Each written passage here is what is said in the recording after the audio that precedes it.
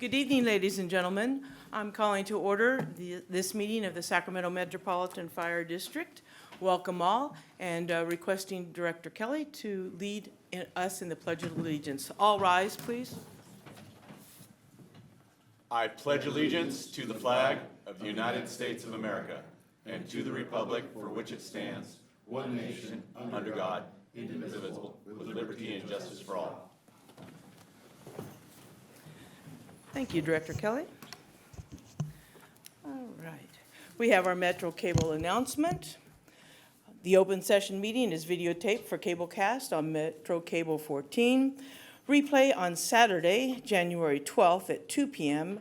and Monday, January 14th at 6 p.m. on Channel 14. Webcast at www.sacmetrocable.tv. The open session meetings are also available for viewing on the district website at www.metrofire.ca.gov. At this time, we have our public opportunity to discuss matters of public interest within district jurisdiction, including items on or not on the agenda. Madam Clerk, I understand we have some speakers? Yes, we do. We have Miss Rosario Ramirez and Lucila Toral. All right. Welcome to the podium, Ms. Ramirez, Ms. Toral.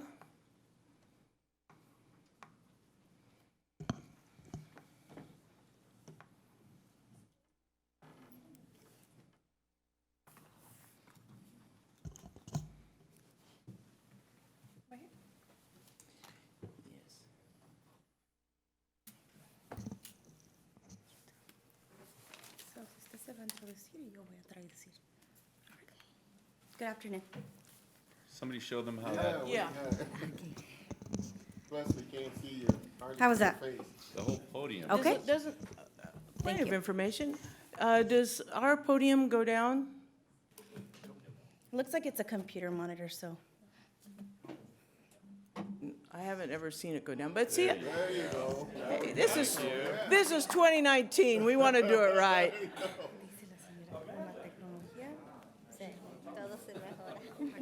Thank you. Hey, there's some hope for us all. I'm only just kidding. Welcome to the podium, ladies. Go ahead, Thank you. please. Good afternoon.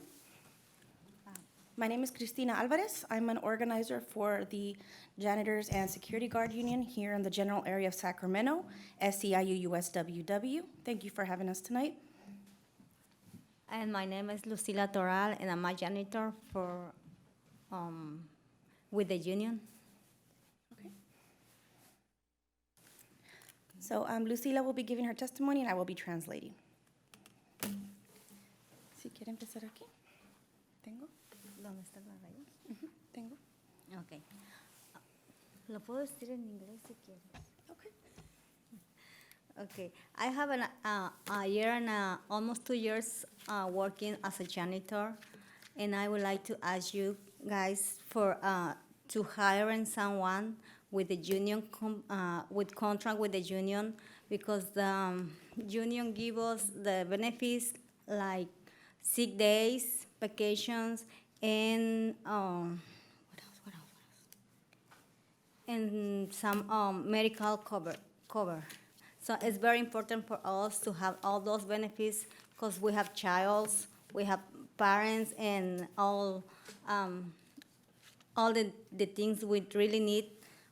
And this union give us the opportunity to have all those benefits. Like other companies, they hire people like no union, they don't give none of those things. So that's my asking you guys for contracting someone with union. Thanks. Okay, thank you, Ms. Toral. ¿No quiere agregar algo más? No. Okay. Sí fue todo lo que dijo ahí. Puedo decirlo en español, pero también Sí, está bien, está bien. Sí. Okay. Sí, gracias. Okay, thank you, Ms. Terrell. This is the first time I actually hear her speaking English. I'm really proud of her. We do provide also ESL classes for our members. So my name is Rosario Ramirez. I work for SEIU-USWW as a coordinator here in Sacramento. We represent 45,000 members in the whole state. Here in Sacramento, over 3,000. And the reason Mr. Al, Christine, and I are here is because we found out that that the Sacramento Fire District cleaning account is out to bid. That means that you guys give the opportunity to cleaning companies, whether they're union or non-union, to bid for the account. Once we found out about this, our team from the union started communication with your staff on how we can work together. We communicated with your manager, and we asked him to extend the deadline, since at that time only AVM, who's a union employer, versus 7 non-union employers were at the list of the companies who are bidding for this work in this account. We were informed by your staff that the deadline for the process was extended. So we asked our union employers, and I think I forgot the young lady's name. She was able, and the men, they were able to pass you the folders. And in the folders, you're going to see the list of union bidders that protect workers, that provide benefits and healthcare coverage. So when we found out that we had the opportunity to extend the deadline, we contacted all of our union bidders in the folder that you have in front of you, and we asked them to bid. But we were informed later after by our union employers that their bids were actually being rejected by the division manager. So besides not communicating your staff clear with us on the process and not letting our union bidders apply so they could be able to apply and give you an idea how good they are with our members, but also their bids, we were starting to do research on the 7 non-union employers that you have, on the 8 non-union employers that you have in your list that are bidding in this account. And we found out that actually 4 of them have or had a lot of violations to the state of Californian labor. One of them is Janet King, is what's called misclassification, where they actually don't see their janitor as employees, but they subcontract them. So that way they avoid paying a lot of healthcare coverage or salaries and hours. We also found John Pro, whose misclassification and wage theft. We found Visual Bros, who's also part of the list of non-union bidders that you guys are hearing their bids from. They have done failure to pay overtime, wages, reimbursement, business expenses, and many, many more issues. The other one that we did research is called environmental control, and they have done wage theft. Through the years that we have been in the union, our union does a lot of work trying to ID all these non-union employers that does these violations. A lot of them does workers' exploitation. A lot of things that happen also in the non-union employers is sexual harassment and wage theft. So, like I said before, I'd like to share with you that we have passed a lot of different laws that actually are in your folders, so you guys will have the opportunity to see them. One of them is SB 588 de Leon from 2015, which imposes liability on cleaning clients when non-union contractors violate wages and hour laws by failing to pay workers correctly for all the hours worked. The client will be you. And the reason we have passed these laws in the past is because a lot of the times when we found these violations for the non-union janitors, and they start a process to sue the employers just go bankrupt. And then no one is accountable to anything. So we have passed through the years many, many legislation to protect janitors. I also like to let you know that, again, that most of the non-union employers have huge amounts of lawsuits on sexual harassment, wage theft again, and exploitation of workers. And as you can see, thanks to actually Lucila and the classes that we provide in our center, she's been able to learn English, but actually had the opportunity to talk to you janitors when I was walking in. And a lot of them only speak English. Only speak Spanish. So it's really hard for them to communicate and express or even read the laws that have this state of California. So why we're here is because we would like to ask you for 2 things. One, we really urge the district to choose a unionized janitorial firm that will provide quality services and offer the current janitors, like Ms. Toral, the opportunity to really, really earn decent wages. An opportunity to have fully paid healthcare coverage for themselves and their families. And two, we'd really like to ask you and urge you to reopen, just to reopen this bid to allow more responsible union employers to bid, so you guys will have the opportunity to choose one. So for the first time ever, the janitors who are working here in your buildings and the other offices where a lot of you are can have for the first time union and benefits. So I'm going to be in the back in case someone wants to talk to me, but we'd love to have the conversation because we've been trying to reach your staff and we're getting mixed messages. And so we would like to have clarity, and we hope that you guys make the right decision to give these workers the opportunity to be respected in the work site and get benefits for the first time for some of them probably. Thank you. Okay, thank you, Ms. Ramirez. Thank you, Ms. Toral. This is not an agendized item, so we cannot officially talk about it tonight. I'm going to take a 30-second recess, though.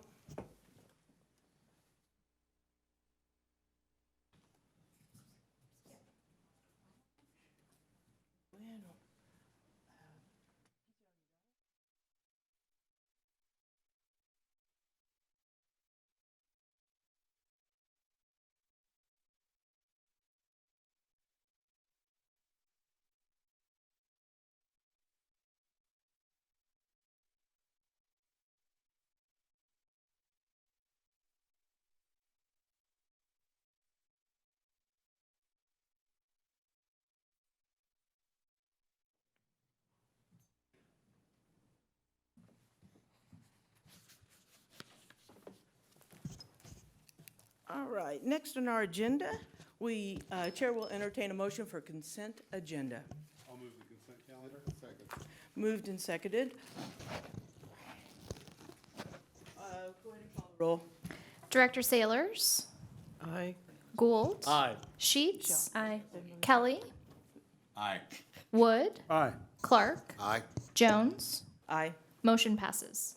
All right, thank you very much. And we have two action items for tonight. The first action item is purchase approval, 2 Pierce Type 1 engines. And I think we have Mr. Purcell. Welcome Yes. to the podium. President Jones, Board of Directors, Chief Harms, Shay Purcell, your fleet manager. Good morning and evening. I'm here this evening to ask for your approval to purchase 2 Type 1 fire engines. A little background, the specifications for these vehicles were put together and vetted by a group from Fleet and from the Apparatus Committee, and then run through the highest levels of the operations group. I'd like to especially thank Engineer Mike Martin, who has put forth a tremendous amount of effort to get this specification to where it is today. These new engines are smaller, less expensive workhorses. They have the latest ergonomics and technologies, and as a side benefit, will fit in every one of our fire stations. They're 21 inches shorter than the current rigs, so that's awesome. They will have the same, actually they'll have more compartmentation than the existing rigs because of some reconfiguring, same size tanks, same size pumps. Good things. This new standard will be what we're going to use as the model for the future. The purchase will be made through the Houston-Galveston Authority contract, which was a competitively bid process that other states are allowed to piggyback from. So we wanted to make sure it was competitively bid. And the cost for these vehicles in total will be $1,335,690.36. The funds for these purchases are in the final fiscal year 18-19 budget. And I'm recommending that staff, we are recommending that you approve the purchase of these 2 fire engines. All right, thank you, Mr. Purcell. Time for board questions and comments. Director Gould?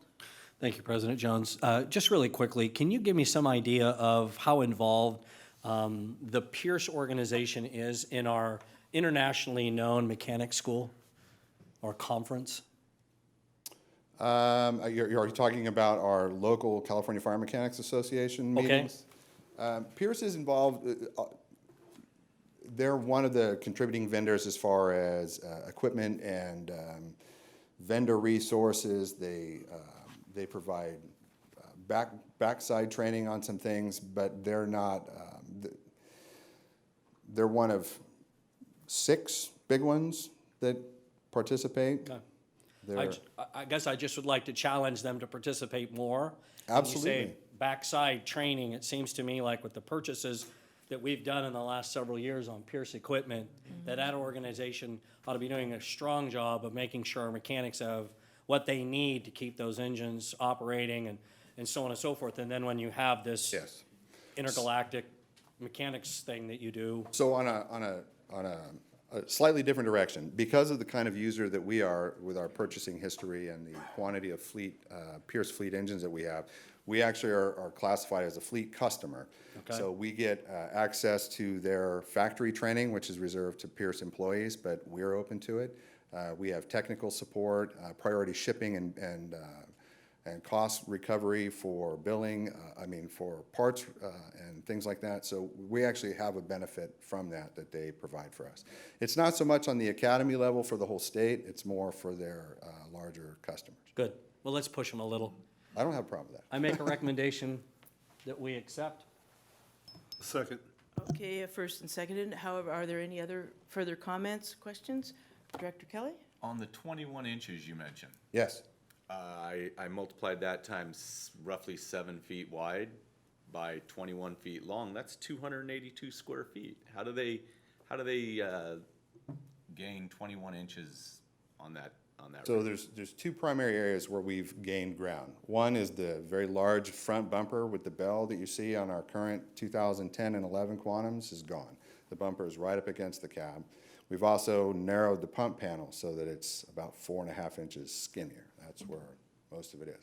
Ironically, though, this cab actually has more interior space than any of the other ones. And even though it's a smaller power plant and a smaller transmission, it's 4,500 pounds lighter, so we've shaved an entire automobile off the weight of this car. It's quicker, the brakes will last longer, everything about it. And it has more compartmentation than the existing rigs do. I misunderstood you. So it's shorter. It's not Shorter by lower. 21 inches. It's not lower. It's by 2 inches shorter this way and Okay. 21 inches shorter nose to tail, so it'll fit in all the firehouses. Thank you. Lower. Are there any other further comments or questions from my fellow directors? If not, we have a motion and a second on the floor. Please call the roll. Director Sailors, Aye. Gould, Aye. Sheets. Aye. Kelly, Aye. Wood, Aye. Clark, Aye. Jones. Aye. Motion passes. Thank you very much. Thank you, Mr. Purcell. All right, our second action item for the evening is contract amendment and extension, emergency medical services, cost recovery. Battalion Chief Riggs, to the podium, please. Thank you, sir. Welcome. Good evening, Board, Chief Harms, and audience. I'm here tonight to request a recommendation for extension of agreement from January 1st and proposal for 5 years with Whitman Enterprises. They are a billing agency or billing company for EMS. A little bit of background on that. Back in May of 2013, the board approved a contract at 4% cost for us. This current agreement, I'd like to give kudos to Chief Law. She was able to beat them down to 0.25% less, 3.75%. She's tougher than she looks. So to give you an idea where we're at, we're just north of $33.2 million billing last year, and at 4%, last fiscal year, at 4%, that cost us $1.3 million. But with the new agreement, 0.25% less, we're looking at about $1.2 million. So the savings there is about $83,000, but with our increased revenue from increased calls, we're going to be looking somewhere around $100,000 savings per year. That's all I have. Thank you, Chief. Questions and comments from fellow directors? She's going to go? Are you going to go? I'll go. Yes, Director Gould. Thank you, President Jones. Chief, like you and I spoke about, I would just encourage the group to look at that cost savings that you've identified and look at a way that we can reinvest it in figuring out some strategies to eke up our collection ratio. I think it's important that we look at the money that is being left on the table, so to speak, and figure out some creative and innovative ways to capture those dollars, because our role is to basically, capture the cost of providing these services. And I think that there's an opportunity for us to be at the forefront of innovation of EMS service collection. So whatever that takes, however much money that takes out of that savings, I'd like to see us maybe send some folks someplace or collect a group of individuals and really look at how can we take what is 73 or 74% or whatever it's been historically this year and figure out a way to eke it up a % or two. I won't get greedy, but even if we, at a % of the numbers you're talking about, 1% is a sizable chunk of change. And in my mind, if we can collect more of that, it reduces the pressures and allows other areas of our organization to thrive as well and maybe do some other innovative things. So that I would just like us to at least consider that. Absolutely. Thank you. Thank you, Director Gold. Director Sheets? No comment? Oh, okay. Any on this side? All right, Chair will entertain a motion for this action item. Second. Third. Okay, we have 1, 2, 3, and a go. Motion presented and seconded. Madam Clerk, please call the roll. Director Sailors, Aye. Gould, Aye. Sheets. Kelly, Aye. Wood, Aye. Clark, Aye. Jones. Aye. Motion passes. Thank you, Madam Clerk. Thank you very much, Board. And thank you, Chief Riggs. Thank you. All right, now we're on to our presentation items. We have fiscal year 2017/18 annual report. We have Amanda Thomas, our Chief Financial Officer, and Ingrid Sheplin, our CPA. Are you rolling solo tonight? I am not. I'm actually going to do an introduction, and then Ingrid will be stepping up here to actually give the presentation. So, good evening, directors, Chief Harms, Amanda Thomas, Chief Financial Officer, and it's my pleasure this evening to introduce the presentation of the fiscal year 17-18 annual reports, including the Comprehensive Annual Financial Report, or CAFR, which is this document that you all should have, which provides a thorough and detailed presentation of the district's financial position.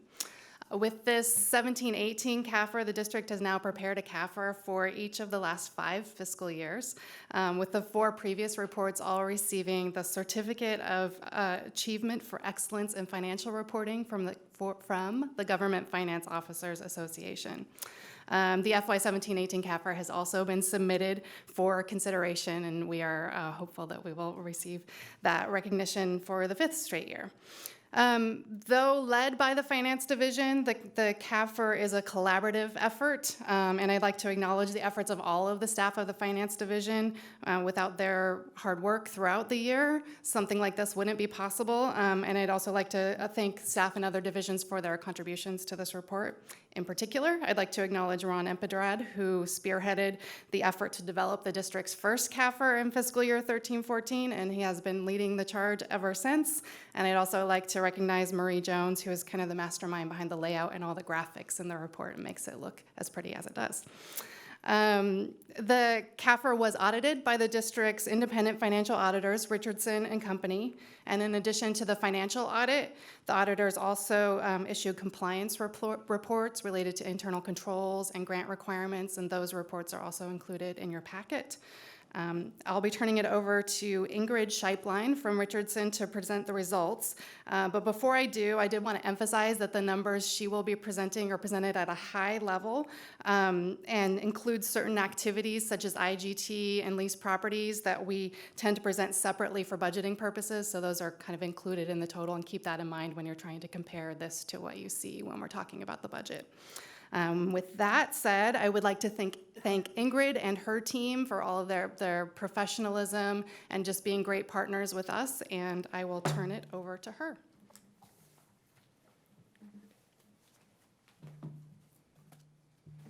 Good evening. Good evening. Welcome to the podium, Ingrid. Thank you. So the goal of my presentation is to touch on the highlights of the reports that are included in your package. If you have questions as I go through, please feel free to stop me at that point. So the reports that were issued that are in your packet is a opinion on the financial statements, a governance letter that contains certain items we're required to disclose to you, a report on internal control and compliance, and also appropriations limit report. So first off, audit results and observations. We issued a clean or unmodified opinion on the financial statements, so that's the best you can do as far as financial presentation. Pleased to report that we had no adjustments as a result of our audit. And this is a rarity. As you may recall, several years back, I was standing up here saying that you had, I don't even remember the total number, but it was a lot of adjustments. So I think this really shows that, Ron and his team have just done an excellent job with maintaining the accounting records in an accurate fashion. So as I mentioned, the accounting records are very clean. We also look at internal controls as part of our audit, and the district's come a long way as well in this area as far as establishing internal controls, which ensure the accurate preparation of the financial statements. So just some of the financial highlights, and I have some charts that will illustrate some of this too. You'll see in some of the numbers here that the property tax revenue increased about 9.6 million, or about 2 million more than budgeted. Your charges for services, which includes the gross amount of the intergovernmental transfer revenue, which is the revenue that supplements the Medi-Cal patients, that increased 16.8 million. Salaries and benefits increased 8.7 million due to a combination of wage increases as well as increased pension contributions. Services and supplies increased by 10.9 million, mostly due to the costs related to the IGT program. That program shows up as in both the revenue and the expense side. Also, if you look at just the general fund, not any of your other special revenue funds, your revenue exceeded expenses by 11.4 million, which is 7 million better than what you had budgeted. And your net pension liability, which we will look at a later slide, increased by 49 million. And your net OPEB liability increased by 216 million, but that's mainly because of a new accounting pronouncement that I had mentioned in past years became effective this year, and I have a separate slide that will discuss that. And we'll see on a later slide that your unrestricted net position is a deficit of 666 million, mostly due to those pension and OPEB liabilities that are in there. So this slide is a snapshot of the equity section of your balance sheet on page 20 of the CAFR. So the 69 million is basically the non-spendable portion of your equity that's tied up in your infrastructure, your equipment, that type of thing. You have about 5.6 million of restricted resources. So this shows that 665 million negative. That negative was larger by 232 million because of that OPEB liability. Your long-term liabilities, this is a snapshot of the liability section of your balance sheet. You can see the net pension liability, as I mentioned, actually that's a typo, it's 49 million that your pension liability increased by, and that's mostly because of the change in the discount rate. The discount rate was lowered by CalPERS this year, and when that happens, the liability goes up. The OPEB liability, as I mentioned, increased 216 million because of now having to record the full amount of your OPEB liability, whereas before, only the difference between what was calculated as the contribution and the actual contribution were recorded, whereas this year, or starting this year, the full liability is required to be recorded. This is a snapshot of your income statement. As I mentioned, the taxes, the property taxes increased 9.7 million, mostly due to increased property values. Charges for services, which includes medic billings, inspection fees, and deployment reimbursements, increased by 16.6 million. Out of that, about 15 million of it is the intergovernment or the IGT revenue, and about 940,000 increase in deployment reimbursements for out of the area services. On the expense side of your income statement, you'll see salaries and benefits increased 8.7 million. There's really three main factors that make up that increase. You had about 2% wage increases, which accounted for about 3 million, about $3.5 million increase in pension contributions, and then 1.4 million for, there was a settlement related to some overtime pay. Services and supplies of 10 million. About 8.9 million of that 10 million is the IGT. And then there was also about $1 million of tenant improvements that were expended for the preparation of the downstairs and preparation for the new tenant. So if you look at the bottom line net loss, and this is looking at all funds, and this is looking at government-wide that has all the pension and OPEB accounting entries in them, it's showing a net loss of 11.6 million, which is lower than what you had last year of 18.6 million. And for illustration purposes, I put down at that bottom line there, I pulled out the amount of the pension and OPEB expense, and that is just the accounting entries related to the recording of these pension and OPEB liabilities. So these are not cash expenses. The 24 million that I have here are just the accounting entries to record that pension and OPEB liability. So you can see if it weren't for those accounting entries and having to record those full liabilities, you would actually have a net income. So that the recording of those liabilities on the balance sheet does have a significant impact on your bottom line net income. The report on internal controls, I'm pleased to report that we noted no weaknesses in internal controls. The district has a very good system of internal controls. We look at all the processes, and I know they've worked hard in recent years to get all those processes in place in order to have a clean audit. We also looked at compliance with federal grant requirements. The district expended $2.6 million of federal grant funds during the year. The program that we tested this year as a major program is the SAFER grant, and this is money received through FEMA. And the grant was used to cover the salaries of 9 firefighters. And we determined that the district was in compliance with the federal requirements governing that grant. Included in your packet is the letter of required communications. Just to touch on the highlights to that, as I mentioned earlier, we had no significant or no audit adjustments at all. The letter also discusses more information on the unfunded pension liability and mentions the increase that we saw on the previous slide of 49 million. The pension adjustments, not the actual payments, increased expenses by 23.1 million. The letter also discusses the OPEB restatement. GASB 75 is the statement that required the full amount of the OPEB liability be recorded on your balance sheet. And that GASB became effective at the beginning of this fiscal year, July 1 of 2017. As a result of implementation of this pronouncement, there was a direct reduction of your equity by 222 million to catch up that liability to where it needed to be. The district made contributions during the year, so you are funding the plan to the extent of 17 million this year. In addition to that, there's premium payments for current retirees being made of 12 million. So even though the liability is growing, there are contributions being made toward funding that.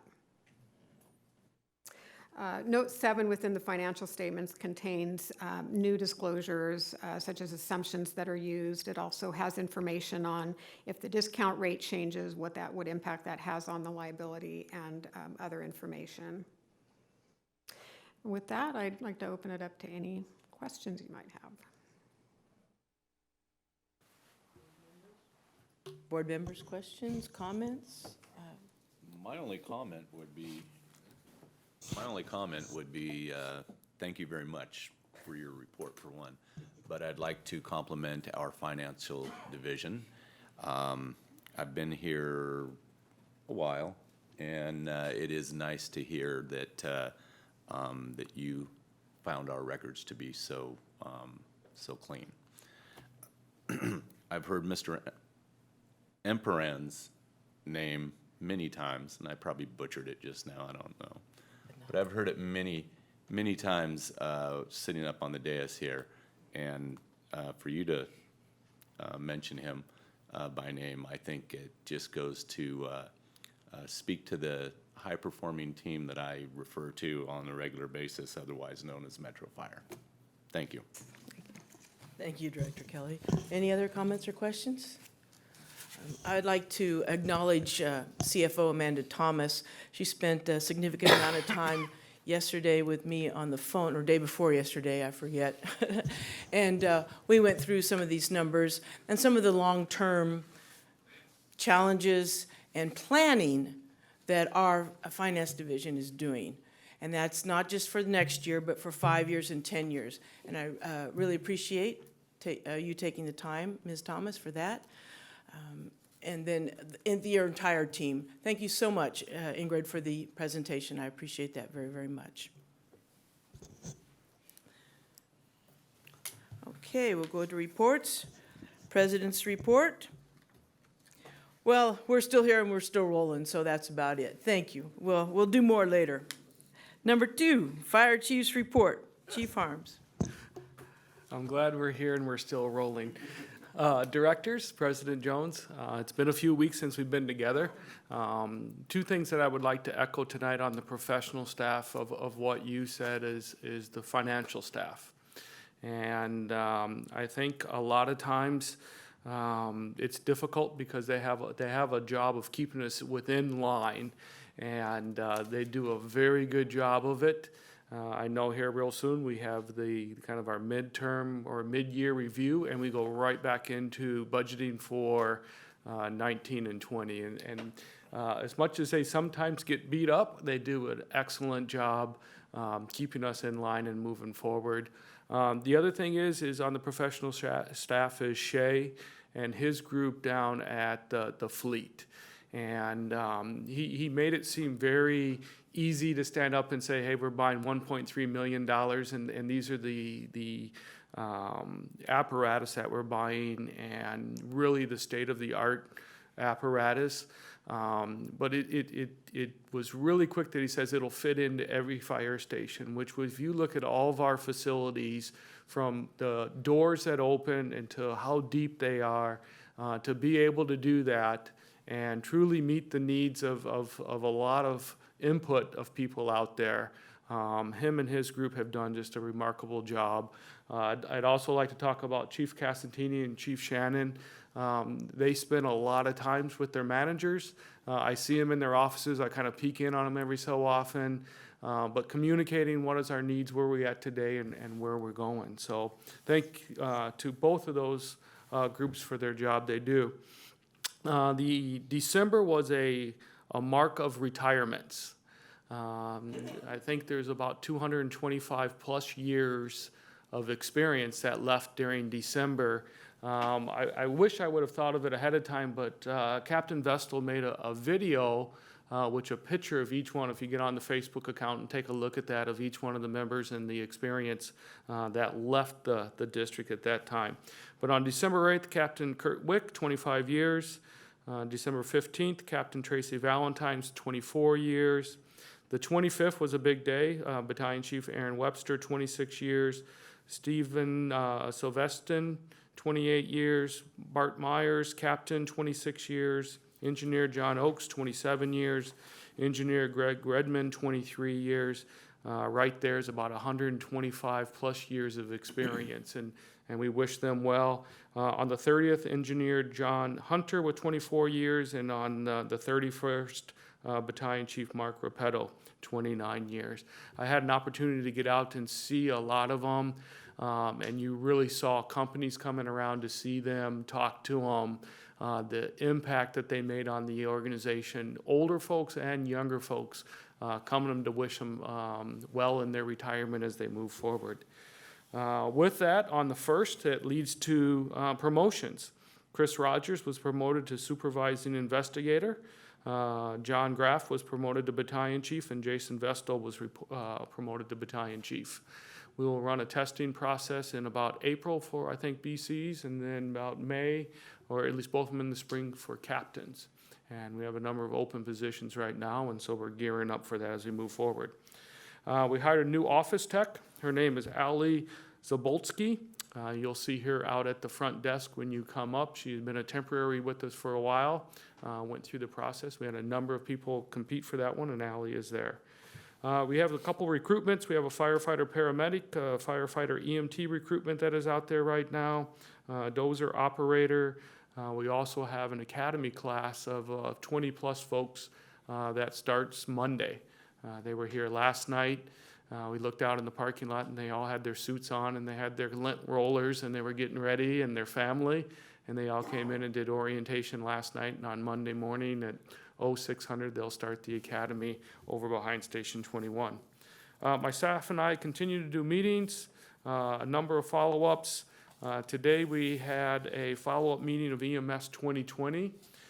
It's myself and the Folsom, the city of Sacramento, and Consumnes, the fire chiefs, operations chiefs, EMS chiefs, and labor. And that's about our 5th meeting that we've had as we go through. We talk about deployment of apparatus. We talk about marketing ourselves, talking about working together. One of the other things that we're doing is the standards of coverage, is where is our apparatus at today? What are the needs that we have? Where are the gaps? And what are the needs? And how is our coverage? We hope in 2019, early in 2019, that will be completed. Our next meeting will be in May. Probably the last thing that I have on here is there is some changes that are happening kind of around the state.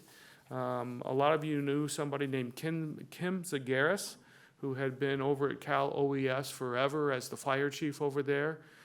Kim retired at the end of the year after years and years of being there.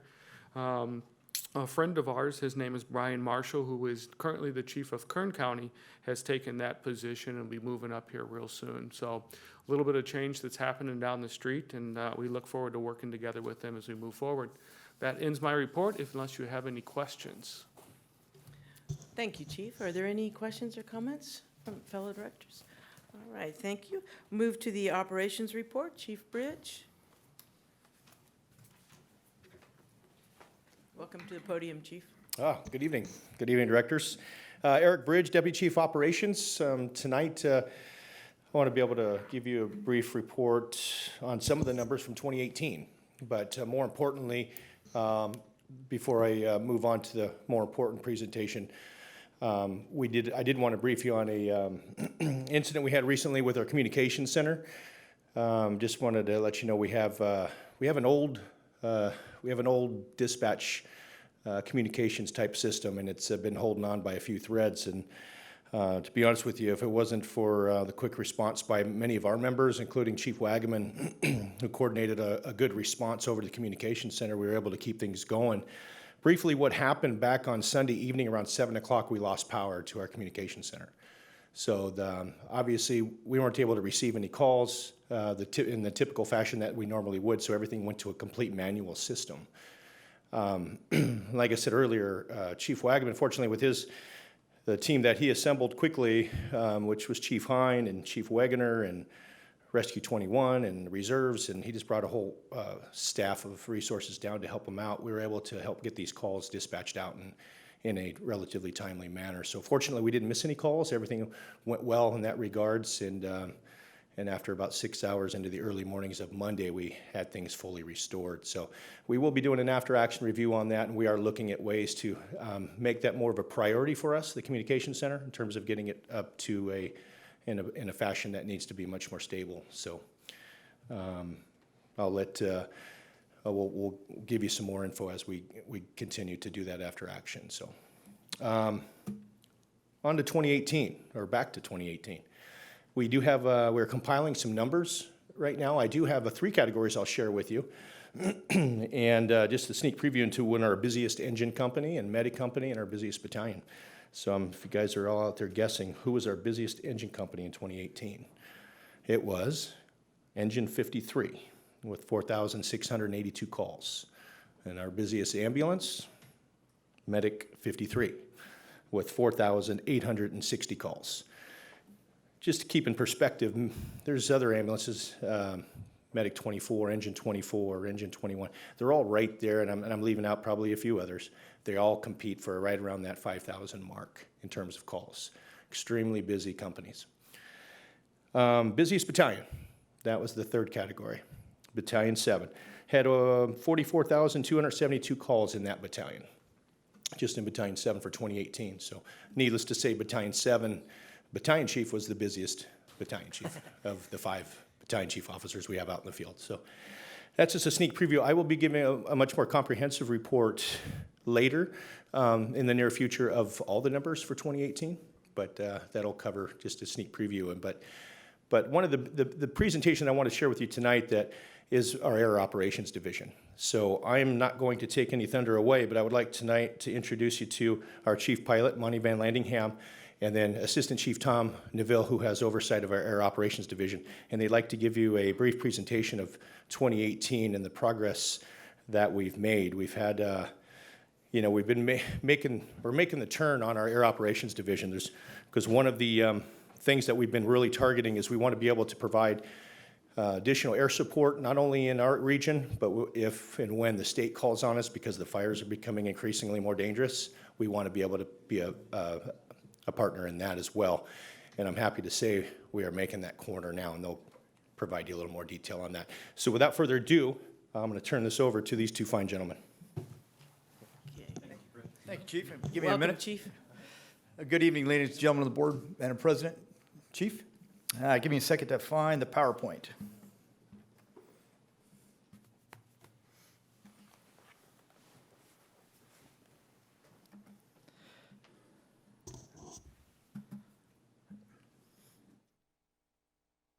We practiced this several times today. In theory, it should be working.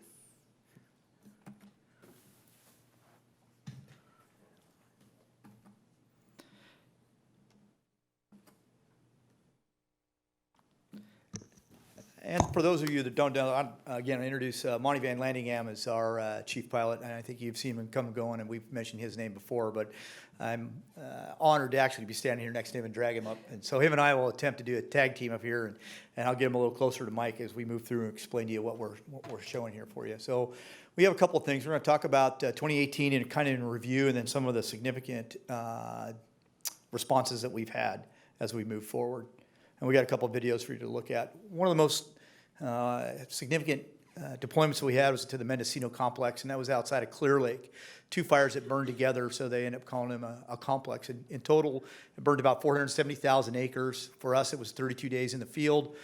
We conducted 4 rescues out there with a hoist, and 2 of them were done at night under NVG conditions, so night vision goggles. And while we were providing that mission out to our cooperators out in the state, we had no loss of mission capability here at the home state. So we were still providing service, aviation service, helicopter services to Sacramento Metro and the region here locally. So we had everybody, all hands committed to providing that service. We were doing wildland fire suppression, and then we had crews on board on a standby for a 24-hour mission. And of the Air Ops members, we had 12 committed at 6 at a time, so 6 in the field and 6 at home. And so they would rotate from working here at home to rotate into out working in the field. So it was the operational tempo was quite complex. I'd also like to make this in memory of Battalion Chief Matthew Burchett. Our guys flew the mission that we took Matthew from the line and brought him back to the hospital, and unfortunately he succumbed to our injuries. But if he had a chance in the arms of our folks. And we're very proud to be part of that. Unfortunately, we didn't have the outcome we wanted. I'm going to show you a little videotape of some of the actions and activities we have going on here. I was going to make helicopter noises and talk to you through the mic, but I'll basically give you a short narration of what we see here. This is a helicopter going into the dip. Air crews Monty Van Landingham and Josh Leonard is the TFO, Captain Leonard. So as they come into the dip, they're coming into the water. They've got about 12 feet of snorkel underneath the aircraft, and they're going to make the aircraft about 3,000 pounds heavier by pulling up about 350 gallons of water. This requires a tremendous amount of crew coordination, and I wish we could get the audio for you of the air crew talking to each other, that the Monty's there hovering the aircraft, putting more power in, and then also operating the pump by taking water up from the pond up into the aircraft, again, making it 3,000 pounds heavier.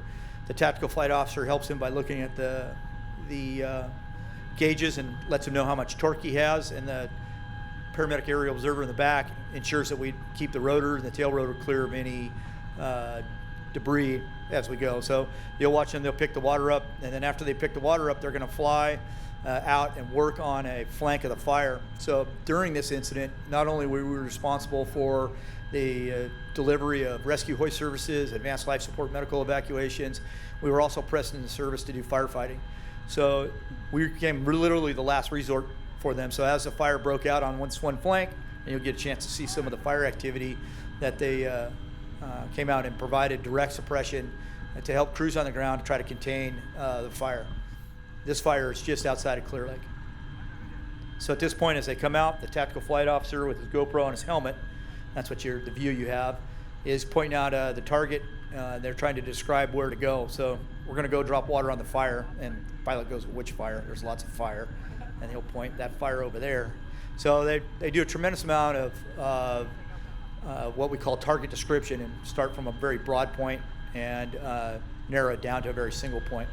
So Monty's bringing the aircraft around, pointed it into the wind, and then the pilot's calling out or the tactical flight officer's calling out the target, and then he'll drop on that target.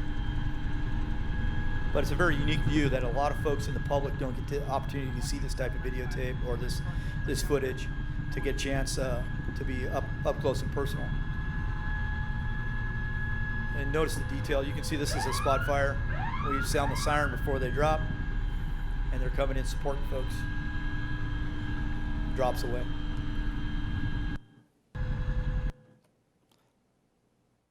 So that's just a little sample of some of the things that they did out on the MEU complex. One of the other things that made that a little more complicated, we moved from basically Clear Lake, Lamson Field, over to Willits, and that's about a 55-minute flight. So that's quite a distance to cover that whole incident. And then up to Elk Creek, another 45-minute flight. So ground miles as a crow flies in excess of 100 miles. So it was quite the distance to fly around, and we almost needed a fuel stop if we were to get a mission out into the field. So we're looking forward to our being able to have that capability as we go. This is a still photo that I'll bring to your attention, and you get a chance to look at a little more detail. You can see the folks on the ground down to the lower left of that picture is what the people look like when they're down there. So we have to be able to pick those folks out and make sure that we don't put 3,000 gallons of water on top of them, and that's why we sound the siren. And these fires here, you can see are spot fires, and you can see by the column that the wind's blowing pretty hard because it's bent over. Again, a photo tells you 1,000 words. This is at Lamson Field outside of Clear Lake. The helibase was actually under threat. Fire hooked around, and the crews had to go basically deploy to keep their home base protected. It got sporty there for a while. Little sample of the aircrew using the tools they have available to them to make sure that the aircraft is clean and washed and do the maintenance out in the field. And we'll talk a little bit about the fire up in Paradise, the campfire. We were also deployed out to that incident. Well, again, as we all know, the most destructive fire, the tragic loss of life there is still the death toll mounts as we go. 153,000 acres, 13,696 structures plus. This was a 15-day deployment to us, and again, we were on standby. We did wildland fire suppression in the beginning of it, but this time, thank God, we didn't have any rescue deployments. Well, I would like to acknowledge the City of Chico Fire Department. They allowed us to stay at their fire station at the airfield in Chico, which saved us a lot of money. And we were operating out of a fire station instead of the folks who were living in tents out on a field before. So the conditions were much better for the crews. But we learned a lot. And as we go through this and talk about all of the deployments that the air crew get the opportunity when they go out to take, and everything they learn when they're out there, they bring that experience back here, and it makes us a much better unit here internally to the citizens of the area. This is a very interesting piece of videotape, and it's going to show us the fire there in Paradise. It will start, if you look in your upper left, you'll see a Blackhawk making a bucket drop, and then we're going to work our way around. One of the things I want you to look at very carefully is all of the fire that's on the ground. Most of that fire you see is actually structures that are burnt. The wind was blowing so hard that the fire burned through the understory and then burnt the structures up. So the tops of the trees were intact. The majority of in this first couple of days, the fire spread was 40 feet and below. So the tops of the trees were left. And you can look down there and see that those burning embers are not, it's not the undergrowth, those are homes that are burnt up. Most of the columns you see are houses.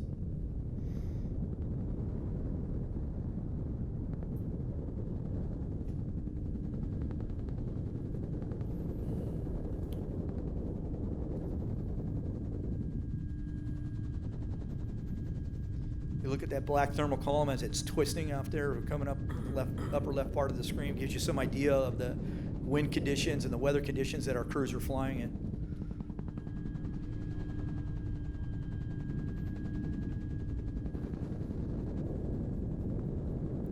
The challenge is then what do you do with 350 gallons of water? Where do you make a difference?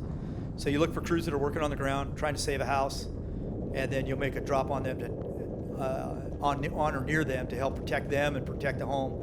And you'll see right here, you have the flank of the fires burning up next to this two-story home. And this is the one they're trying to protect. So they'll make a drop basically to try to keep the thermal energy away from that house. So they're making the drop right now. And there's a little bit of Kentucky windage, if you know what that is. You'll basically have to drop out ahead of the fire so the wind blows the water back into it. It is a science, if you will. And at times, some of our pilots have earned the nickname of Virga, but we've vastly improved that. Monty, you care to comment about Virga 1?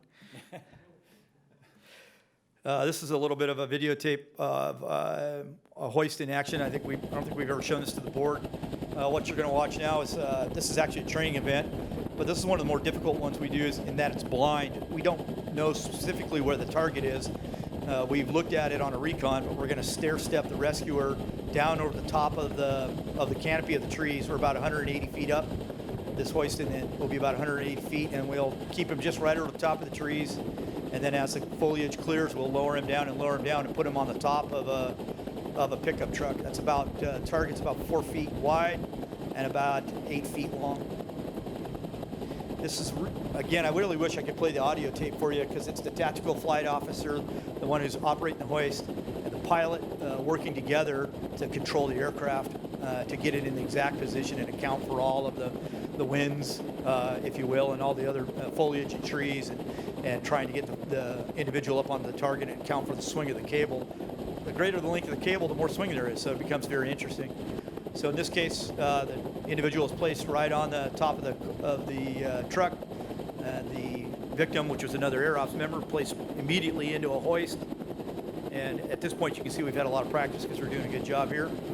And we'll pick them up and clear the trees, back the helicopter up a little bit, and get them all the way in. Again, we'll get the chance, the opportunity throughout this year to demonstrate this live if anybody wants to come out and see it. But it is a dance, if you will, that everybody has to know what each other is doing. Our instructor's happy with us.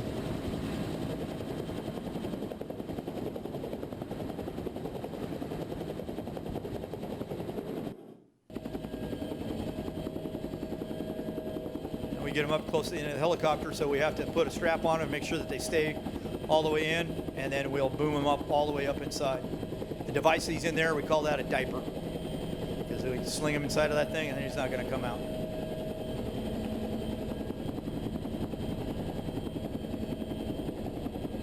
A lot of moving parts, takes a lot of practice. Very proud of the men and women that participate in this program.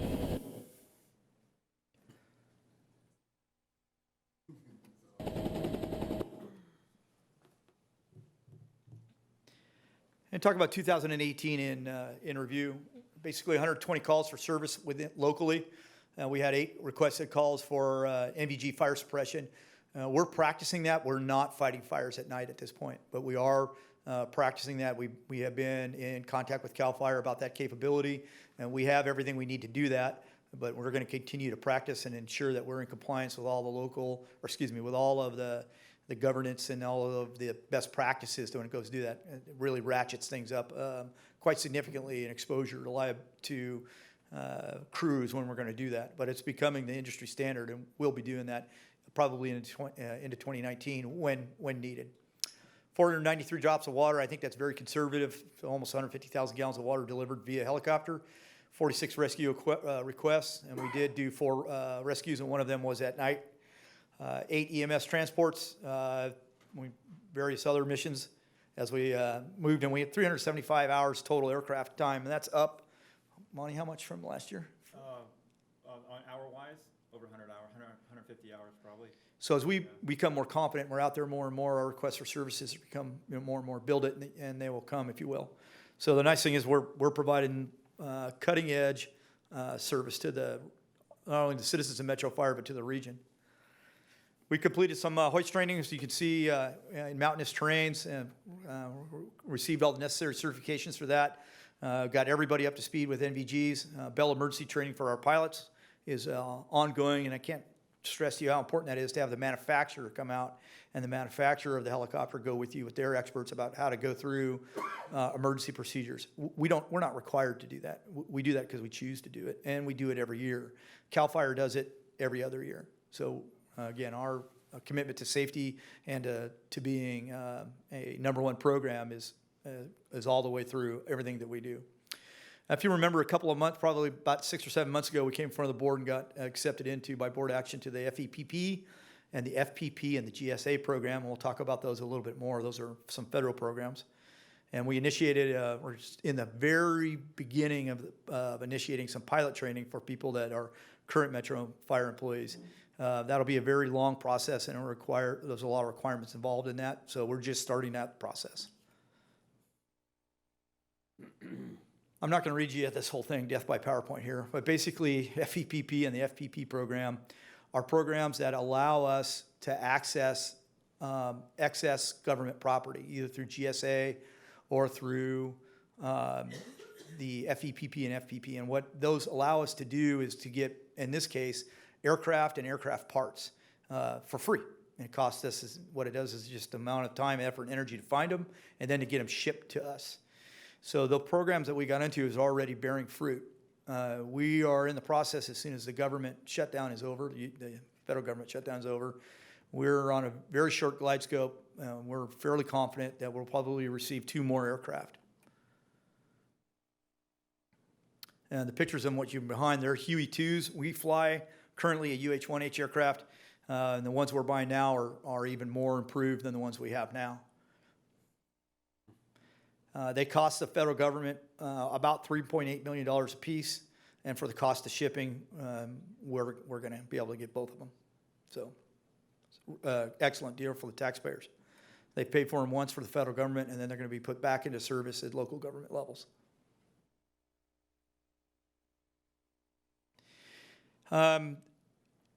What we're looking at here is a bunch of gauges and things and avionics. Monty, what's the avionics package? So on this one here, it's kind of an interesting story behind this aircraft because they had just got back from Afghanistan and Pakistan, went into their hangar, and then they did a complete overhaul on them. And during that overhaul, they installed the avionics package that you see here, which gives you the ability to, fly IFR instrument flight rules in all weather. Communications, as you can see, is far surpasses what we have in the aircraft right now. So they did a lot of improvements, both internally and externally, of the aircraft. Right after they finished the rebuild on these aircraft, the contract stopped. So meaning that they were going to go with a larger aircraft, such as the UH-60 Blackhawk, and so they discontinued these 2 aircraft from going back out in the field. So completely rebuilt. $750,000 just in avionics alone in each aircraft, and then they put it in the hangar. 2.5 years later, we got into the FEPP program, or they sat in the hangar for 2.5 years. We got in the FEPP program. I basically got my password. 2 weeks later, these came up in the system. And we were actually the first ones to actually put in for them. It was just a stroke of luck, actually, getting in there, finding them, and putting in there. And then after we met all the requirements that the feds placed upon us, we were the first to go up and review them. And as soon as I got there, opened the doors, I said, we'll take them. Yeah, it's a great deal. If you'll look at the upper left-hand corner of the picture, you'll see some controls there. These are to be used in the field, so there will be some modifications that we're going to have to do. we won't need the gun controls for the miniguns that go into the, so there'll be some things that are going to come out of the aircraft. Take another one of our engines, we might. So we might be able to I'll have to talk to Amanda, maybe we can trade some gun controls for a Pierce engine. I say leave them. The avionics that's inside of them is the same ones that are inside of UH-60s, so it is the absolute state-of-the-art stuff. Again, this will allow us to fly in IFR conditions, so what that really means to us practically is that if we're fogged in here in the valley floor and we get a Latin long where somebody may be, we can fly to that Latin long 1,000 feet above it, and then if we have good visual conditions, then we can continue to conduct the mission. If it's still so dark or so foggy, then we can't. Right now, if we're fogged in, we can't leave, even though there's VFR, visual flight rules, conditions in another part of the valley. So this is a real game changer for us. Big engines, I won't bore you with the details, but they're hot rod engines and hot rod transmissions. The current aircraft we fly are 9,500-pound aircraft. This is both of these are 10,500-pound aircraft, and it just gives us a tremendous amount of capability. You mentioned, Tim, why we have four and not one. Yeah, we will. Let me go back one slide here before we talk about this. And Monty has a really good point, is that why do we need 2 more aircraft? We're already flying 2. Well, what it does is it gives us the capability to take the flight hours that we fly in totality and spread it across 4 aircraft. So it's actually cheaper for us to fly because we're spreading the maintenance across 4 airframes instead of pushing 2 airframes as hard as we were last year to fly. So when we were flying at home and we were flying on deployment, we had no reserve aircraft. So if something happened, were to break, we would have been unmission capable, and we would have to come home to make sure, because our number 1 priority is flying here at home. So by having 2 extra airframes that fly, we're able to spread that, the maintenance across those airframes, and it makes it much safer for our air crews, because then our maintainers can take their time and really look at the aircraft instead of being forced to push aircraft out and be mission ready. This isn't combat, and we're not going to sacrifice crew members for safety. So it really is, it gives us a much broader deployment capability, and is much, much safer to operate. And then our last slide, as we look forward, we'll talk about some future challenges. Of course, there's always staffing. Coming up, we're going to need to get some more pilots and work on full-time mechanics. Our facility considerations at McClellan Field, we're going to be squeezed out by the growth that's happening over there at Station 115. So do we look at another spot at McClellan, or do we come over here to Mather Field? We're working with staff to try to identify another spot as we look out into the future. That could be 7 years, it could be 2 years, but those are some of the things you'll hear about as time moves on. And then, of course, operational considerations, which is based upon staffing. Currently, we're flying a 12-hour seasonal, and we'll be in a position to do something better than that as we go forward. But that, again, will be incremental approaches as we move forward. And that ends our presentation. We're more than happy to take some questions.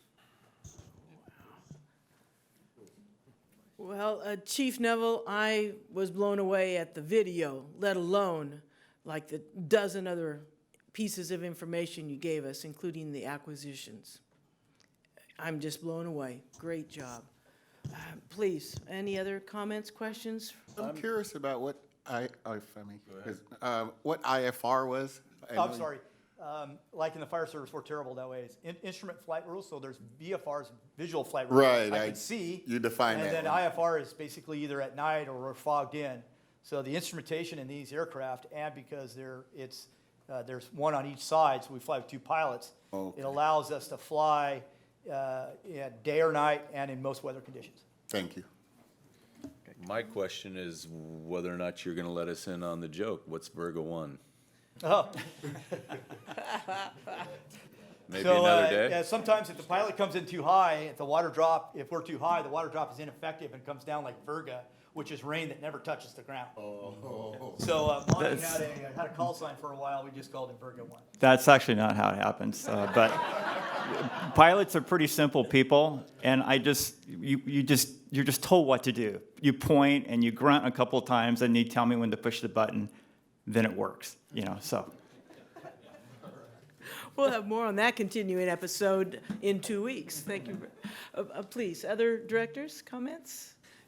Thank you. I sit back and I think, how many years ago that this was such a controversial thing, and I'm just so proud of everyone that's participated and sticking with it.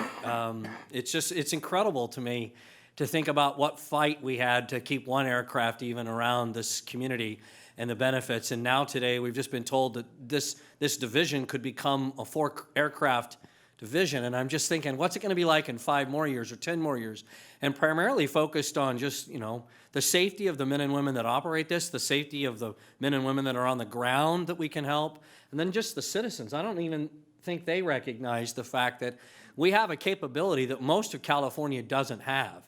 And now we're even thinking about partnering with the only agency really that provides statewide helicopter support for fires and stuff. And it's just blowing me away because it's like, wow, how far we've come in such a short amount of time. Well, if I could say something, I don't know if everybody realizes this, but this is going to be our 18th year in air operations since 2001.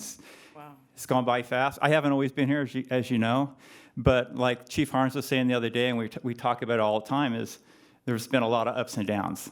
And that's basically because you don't know what you don't know until you get the right people in here. And so we've changed that all around. We have a robust safety program, standardization, blah, blah, blah, right? But really what we were missing the whole time is vision, And now we have that within the department. They've been, supportive of us. And I can guarantee you right now, unequivocally, that from my 35 years experience, we are the best air operations west of the Mississippi. In California, I would say, just from looking at other operations, and really, if you look at it, we're your only asset north of Bakersfield that can do this type of all-risk mission. It's incredible. So. Kudos. Yeah. Thank you. Yes. Kudos. Everyone speak that wanted to speak? All right, yeah, how about a big round of applause? That's just...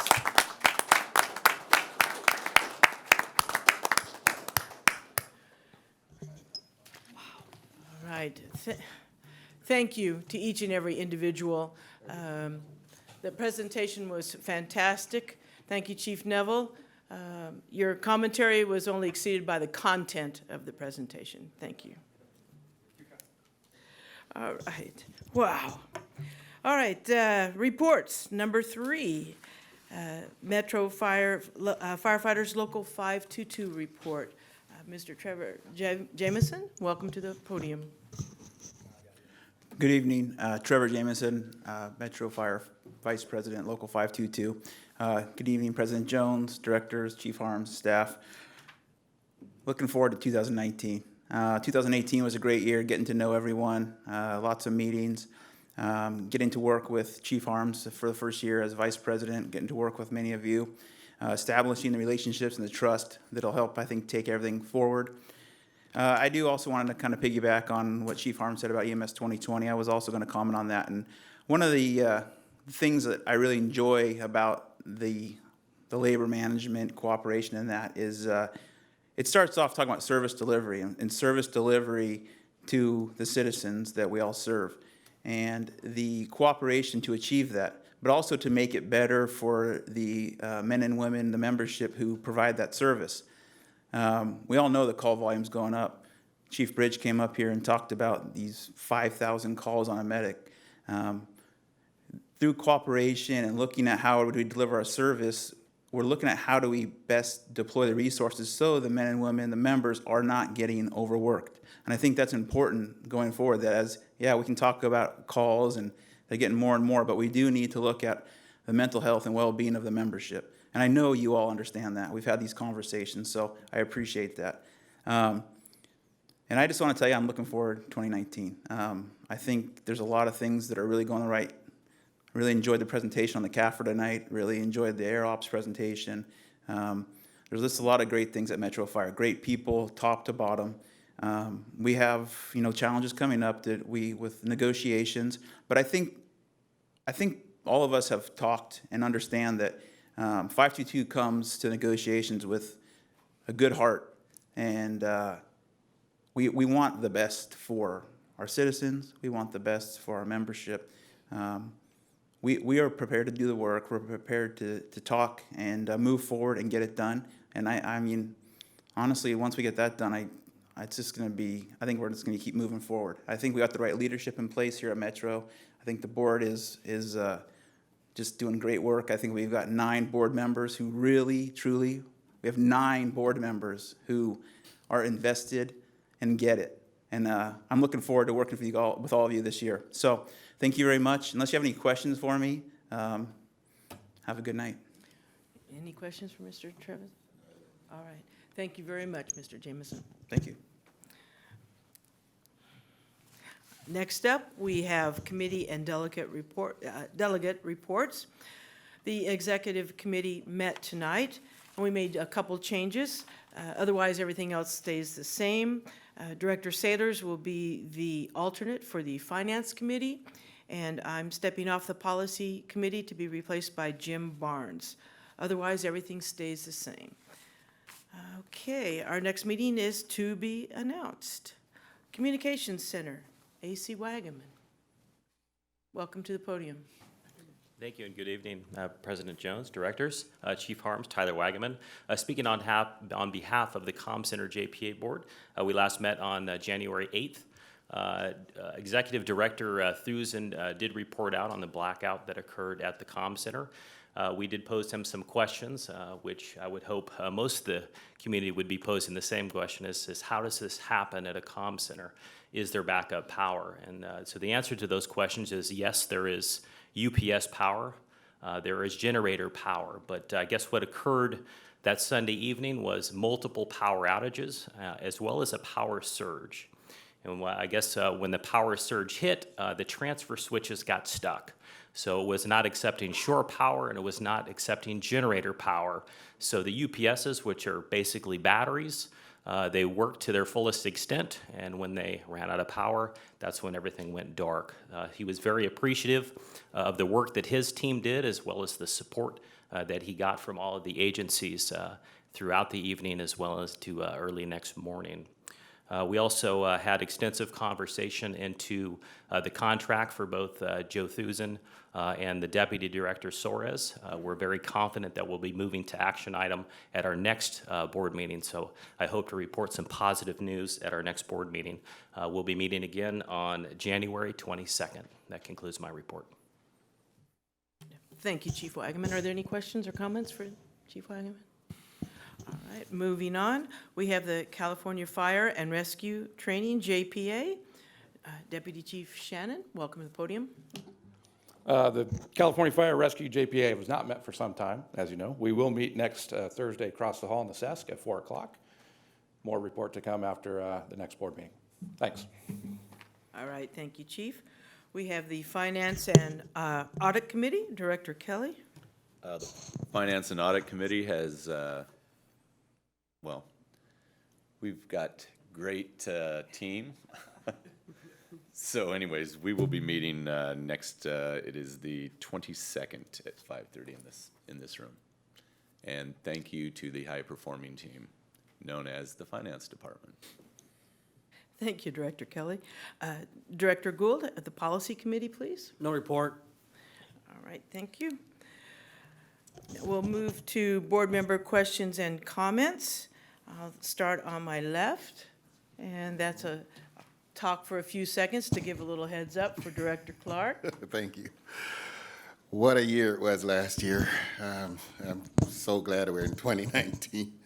I'm looking forward to a great year. I want to thank everybody for their presentation, especially the Finance Department.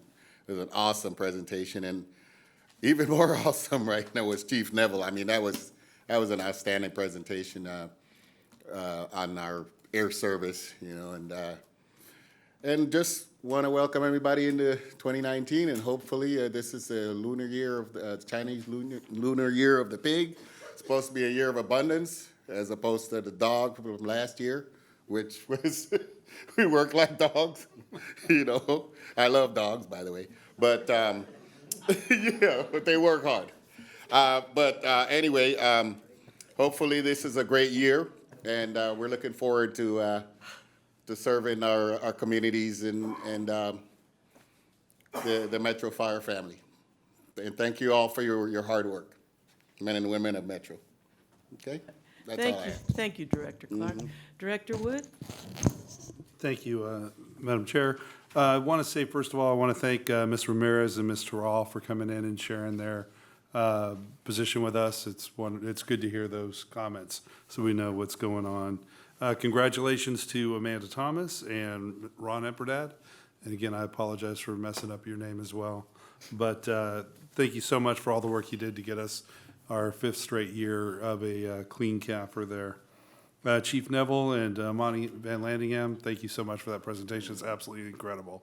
Looking at that video and the combined with our calls and all the hours that we've spent out of district, it's amazing that there's even a debate right now about what's going on in our state and why we're having fires.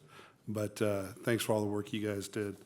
And last, Chief, as always, you and Trevor keeping us up to date on events and the significant events that happen in between meetings and how our members are doing. It's invaluable information for us, and I do appreciate it, so thank you. Thank you. Thank you, Director Wood. And starting over to my right, Director Sailors. First, I'd like to say thank you to everyone for making me feel welcome as a new director here. And then I'd like to say thank you to the Apparatus Committee and everyone that went together and got the purchase of the new engines. I think that was a wonderful way that they were able to get the 2 engines to fit into every station. They must have been wonderful Tetris players when they were younger. Also, congratulations to all of the retirees in December. That's a wonderful accomplishment for all of them. Thank you to Amanda and the wonderful presentation for the budget and audit report. Very well done. Thank you very much. And Chief Neville, thank you for the exciting presentation for the air ops. That had me on the edge of my seat. I loved it. When can I sign up and take a ride? All right, thank you, Director Sailors. Director Gould?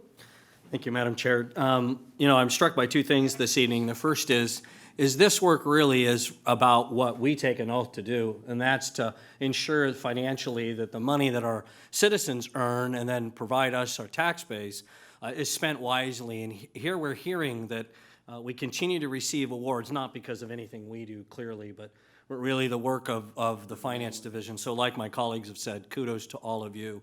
It's just really fantastic because we take pretty seriously how we take care of the public's money, and that division does us proud. The second thing that struck me tonight was, our policies and decisions at this board, oftentimes we think about the 416 or 417, whatever that number is today, the square miles that we impact in our policy decisions. But tonight's presentation about air ops really struck me as, it goes way beyond that today now.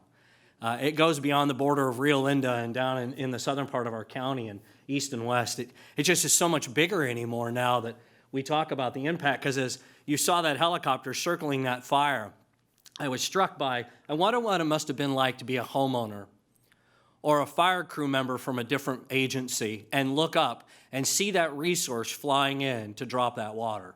What is that moment like? And to see the brand Metro Fire flying over really impacted me about, man, what we do here when we make these policies and decisions is so much more than 416 square miles.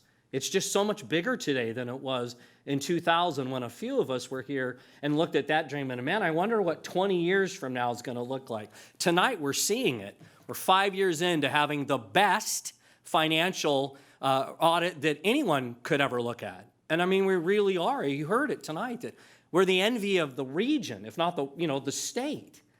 20 years ago, I don't know that we would even have that vision. And then what we saw tonight in just one of several divisions, whether it's logistics or air operations, we're really the pride, or as someone said, the best of the state.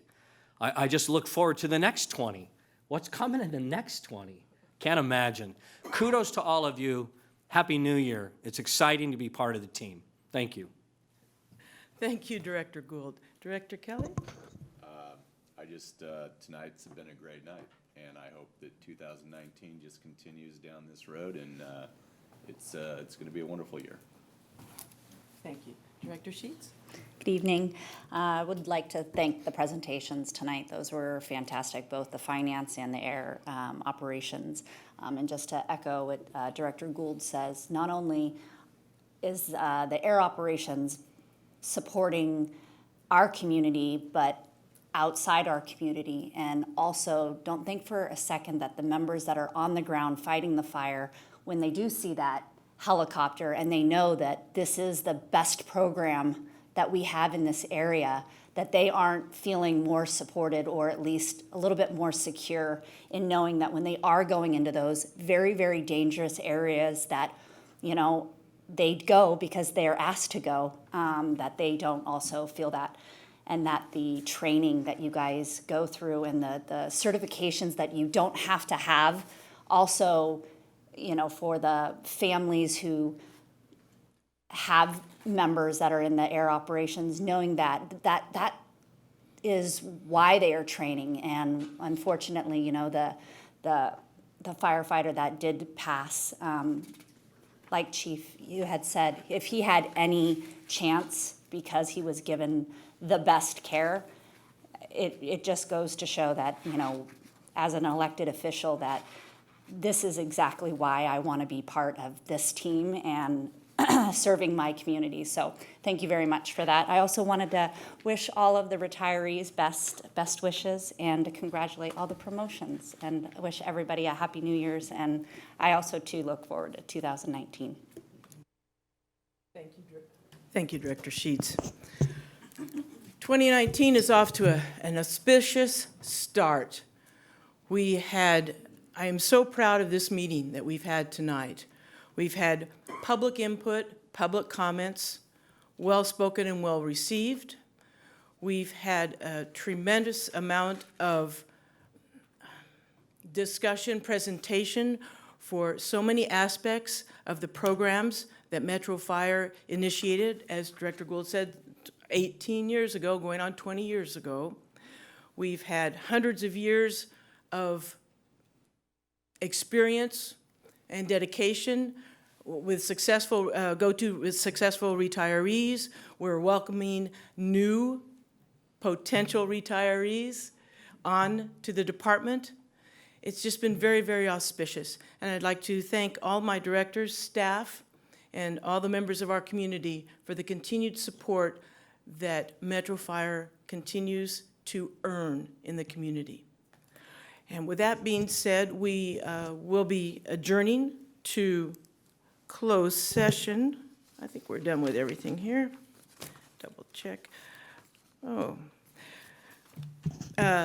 be recessing to closed session. Please be advised that item number 2 has been continued until our next meeting. As usual, we will not expect to see any of you here upon our release from closed session. All righty, thank you. Adjourned to closed. All right, we'll hereby resume the public open meeting for tonight. We have a report out from council from closed session. Thank you, Director Jones. The board met in closed session to consider the Government Code Section 910, a claim for personal injuries and property damages filed by Brianna Johnson and her subrogee. The board voted unanimously to reject that claim. Thank you. Thank you very much. Before we close, as in our closing for this meeting, I'd like us all to rise for a moment of silence in honor of Consumna's firefighter Al Maraz, who died over the holidays.